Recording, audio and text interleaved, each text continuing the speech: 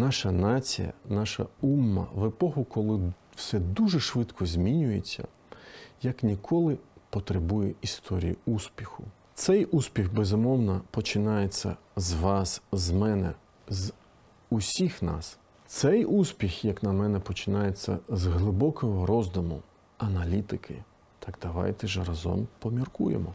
З ім'ям Аллаха Всемилостивого, Милостивого, деякі думки про посмішку. Посмішка нічого не коштує, але багато дає.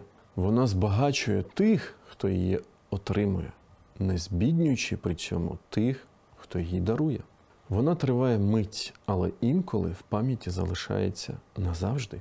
Ніхто не багатий настільки, щоб обійтися без неї. І немає такого бідняка, який би від неї став багатше. Вона створює щастя в домі, породжує атмосферу доброзичливості і служить паролем для друзів. Кінець цитати Дейла Карнегі. Неважливо, хто сказав ці чудові слова. Важливий смисл цих слов. Отже, вони пояснюють нам глибину сенсу слів посланника Аллаха. Нехай благословить та вітає його Аллах, який казав: посмішка в обличчя твого брата є милостиня. Хадіс наводить Ібн Хіббан. Примітно, що в нинішній час на Заході частіше посміхаються, ніж на Сході.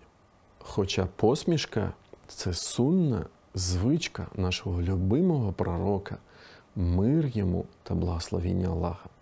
Абдуллах ібн Аль-Харіс ібн Хазм, нехай буде задоволений Аллах, казав: «Не бачив я того, хто частіше посміхався би, ніж посланник Аллаха, мир йому та благословіння Аллаха». Примітно також те, що при здійсненні великого обряду хаджу дуже рідко зустрінеш усміхнених людей, що очевидно демонструє нерозуміння мусульманами цієї великої і в той же час простої сунни. Посмішка здатна змінювати мене, вас, усіх нас. Посміхатися завжди легко, якщо ви щира, відкрита людина. Адже для посмішки ми задіюємо до 17 м'язів, для сумної гримаси аж 43. Доведено, що посмішка покращує імунітет, а похмурість породжує хвороби. Посмішка – це найкращий ключик до сердець людей. Це кращий засіб призову, слоганом якого є слова пророка «Нехай його благословить та вітає Аллах». Радуйте і не відвертайте, спрощуйте і не ускладнюйте. Посмішка вселяє радість друзям, слабкість та страх ворогам. Зі зникненням посмішки, появою похмурості приходить і диявол, стосунки недовірливих людей.